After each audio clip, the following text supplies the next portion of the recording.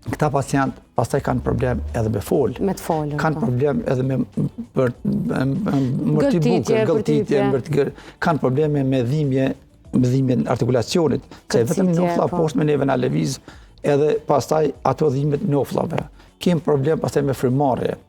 Siç tash kanë problem si bën një gjumë nuk i bëjnë mirë se nuk ngopen me ajër, kanë problem me frymë, marrin, si më thonë, me gojë qelë flajnë.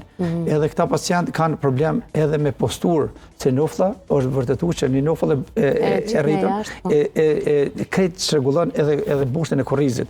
Janë 1 milion probleme. Do të thonë nuk është problem estetik. Jo, baza